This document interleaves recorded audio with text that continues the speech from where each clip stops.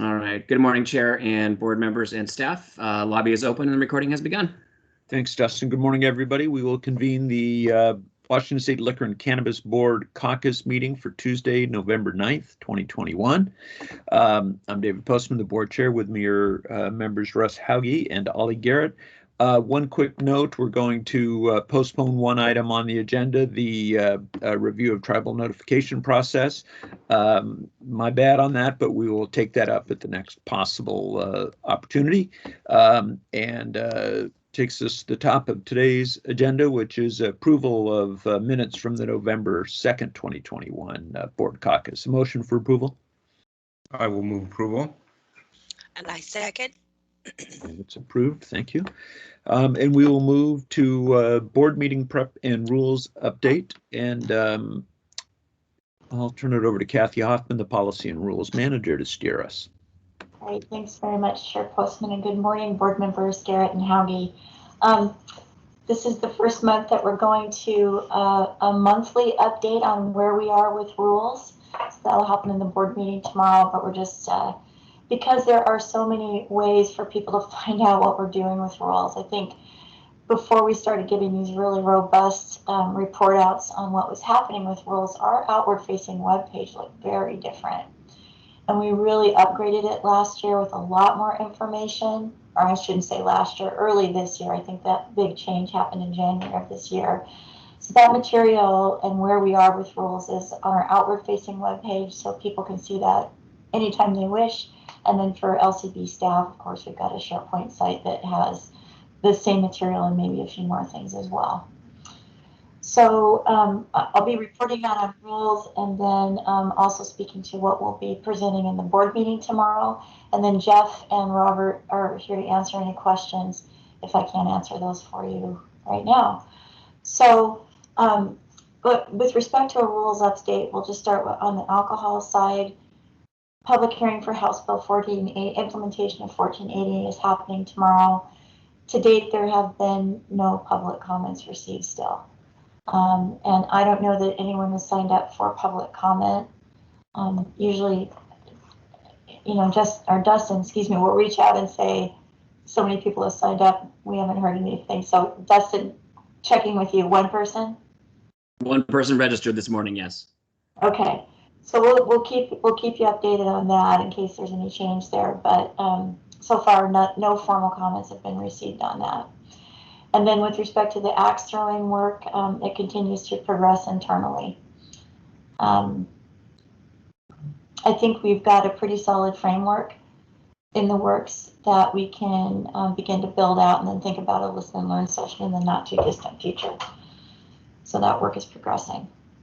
And then on the cannabis side, cannabis quality control rules are coming along nicely. It looks like we will hit the deadline that we've established in our working timeline for presentation of the CR 102, our rule proposal, on December 8th. So we got the draft small business economic impact statement from the contractor yesterday. I'm sorry, Friday, pardon me, December 5th. Walked through that with the contractor yesterday, and then we'll be providing a little bit of feedback on that, but we'll be able to share that out more broadly in the not too distant future as well. So that's coming along.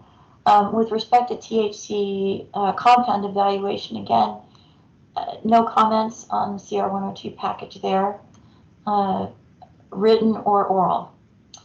Since the last time I updated, we just got that one appreciative comment orally and nothing since that time. And then with respect to the social equity CR 101 that was filed a couple of weeks ago, no comment there as well, but our rules team has met twice now, and we're really zoning in on our areas of focus for that work, because as you know, internally there's a lot of things that we can do. We've distilled that down to about 8 distinct areas, and then as a group we're ranking those from 1 to 8. And we'll be meeting today and determining which 2 we're going to start working on first based on that ranking. And then we'll have 2 actually working groups on these two separate focus topics. And as we go through them, we'll just continue to kind of cycle through the focus areas while we wait for recommendations from the Social Equity Task Force. Go ahead, Ollie.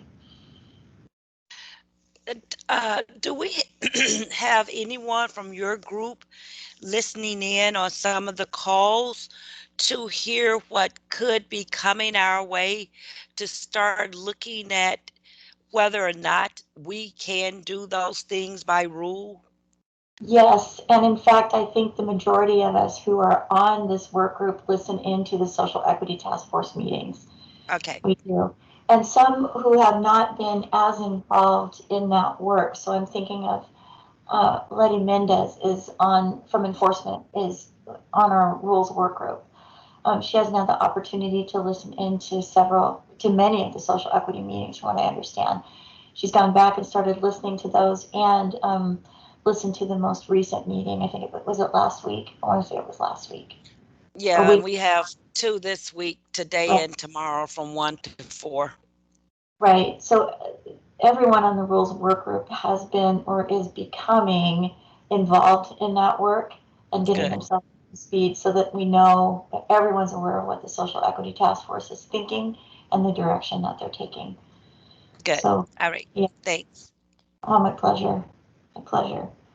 And I think that's it on the cannabis side. Wanted to share also that we, Jeff and Robert are going to start working together on a rule project that would allow for electronic service of documents. This is something that a lot of agencies do. And actually, board staff from adjudications reached out to us, and this probably pre-exists my being with LCB, but asking, can you update the rules to make that possible so the whole agency benefits and so do our licensees, or anyone we work with, really.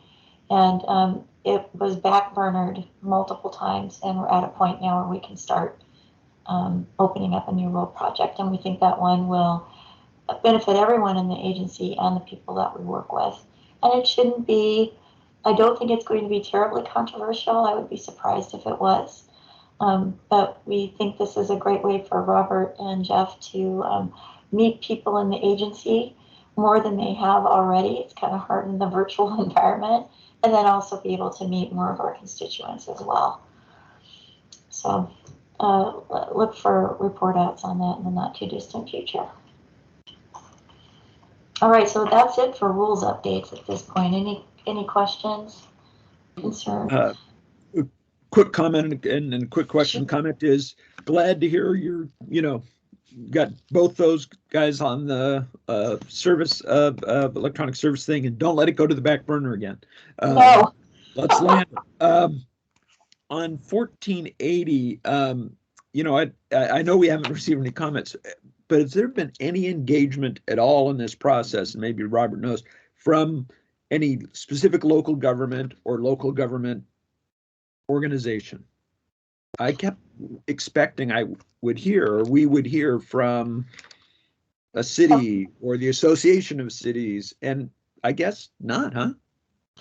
I don't believe that we have. I will offer one thing and then kick it over to Robert if he has anything to add. But when we were working on the allowances that were sort of the impetus for 1480, right? The temporary allowances. As part of the policy work that we did around that, I reached out to the Association of Washington Cities, specifically on some of these more, I will say, more controversial issues like cocktails to go and curbside delivery, to kind of take the temperature of what most of the smaller municipalities were thinking. And I should just say municipalities, not smaller, just municipalities in general. And there wasn't a whole lot of negative feedback. In fact, I can't remember any negative feedback or concern. Really what I heard was, how can we support these small businesses and keep our communities alive during the pandemic? And so they were looking for ways to make that happen. I also know that Becky and her team did a lot of work with local governments on outdoor seating.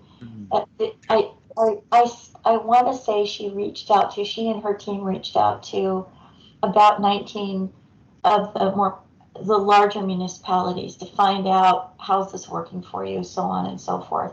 And I know there were things other than that she spoke with them about, but there's a lot of interaction between those local governments and LCB, especially through licensing. But through the policy team, it was just me doing kind of a quick I just reached out to AWC to say, and that's Association of Washington Cities, in case anybody is wondering, to see who are the people that you guys would reach out to, and here's what we're thinking of doing. Let us know if this is presents issues, and we didn't hear that. So Robert, do you know anything that I haven't shared here?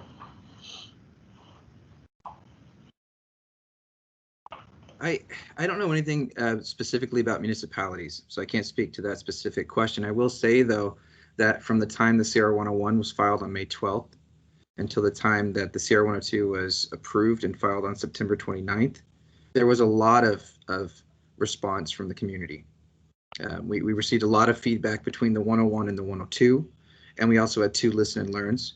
And so it's my hope that since we've received nothing since filing the 102, that a lot of the questions or concerns were kind of ironed out between the 101 and the 102, which is good. That's great. Yeah, good.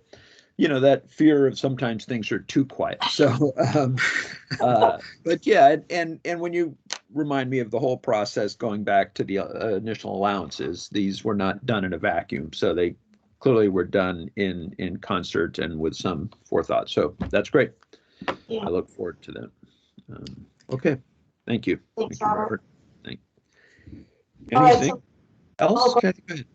Yeah, just quickly, board meeting prep for tomorrow. Oh, right. Yeah, please. We've got the public hearing on the implementation of 1480, and then 2 more rescissions to bring to you. One concerning board interim policy 107, so this is one from 2007, policy from 2007, concerning guidelines for determining that an area is adequately served. From talking to staff who've been here well before my arrival at LCB and have some understanding of this board interim policy and why it was issued, it looks like what was the pain point in there concerning adequate service was ultimately addressed by way of legislation and codified in RCW 66-24-600. So there's no need for the policy any longer. And in fact, both enforcement and licensing said they hadn't referenced this policy in, I don't know, many years. I don't have a number on it, but it just hasn't been used in a very long time. So we can resend that one hopefully tomorrow with your approval. And then the second is rescission of board interim policy 11/2019. So this is a little more recent, but this has to do with the way that certified labs pay fees. And originally, I don't know if you read the rescission document, but Columbia Basin College and LCB entered into an interagency agreement for performance of third-party validation of certified labs, and that work had always been done by RJ Lee as a subcontractor to Columbia Basin College. And so the Columbia Basin College is really the intermediary. And so once they decided that they didn't want to keep being the intermediary, it was just going to be RJ Lee and LCB. We needed to make well, people didn't have any place to pay their fee to because they were paying Columbia Basin College. So, and our rules say that the labs have to pay the vendor, which was Columbia Basin College. So this policy statement, the board interim policy, allowed certified labs to pay RJ Lee or LCB. And now they've been doing that consistently since this board interim policy was issued in February of 2019. So it's been in place for quite some time. So we'll rescind and then immediately file a policy statement. So this is one of the first of our conversions from board interim policy to policy statement. So there's probably going to be 3 or 4 more. I don't know. Yeah, by the end of the year, there will be 3 or 4 more. We do have 2 that we're holding that may be influenced by implementation of CCRS because they were related to the way the leaf system operated. And so I'm not entirely sure at this point whether or not we'll be needing those board interim policies still, or if we can just resend them. So stay tuned on that. Other than that, that's all I got for Okay. today. Great. Thank you. We will see you tomorrow at the board meeting. Thank you. Sounds great. Thank you. And that brings us to our last item on the agenda, which is board member or executive assistant reports. Dustin, anything to report? Nothing additional for me, just we already commented earlier, we do have one person registered to testify for the public hearing tomorrow. Nobody for general comments as of yet. Other than that, I don't have anything else. Thank you, though. Great, thanks. Any comment from board members? So thank you. And did I see we're having EMT tomorrow? Yeah, it is a double day, and I know it conflicts with social equity, so yeah, sorry. Yeah, and I think both Becky and I will be on that one, the licensing one tomorrow. The one today, I'll be in and out, so I'll jump on for litigations, but then jump back on. I want to listen to what's going on with the DEI one today. Good. Okay. Yeah. It's yeah. Every once in a while they do back up against each other. I know, and we've had a couple where you were able to make it, Becky couldn't, and so. But Yeah. We look forward to hearing how it goes. Okay. With that, we will adjourn for the day. Thank you all, and we'll see you tomorrow for both a board meeting and an executive management team meeting. Thank you. All righty. Thank you. Bye. Bye, everyone.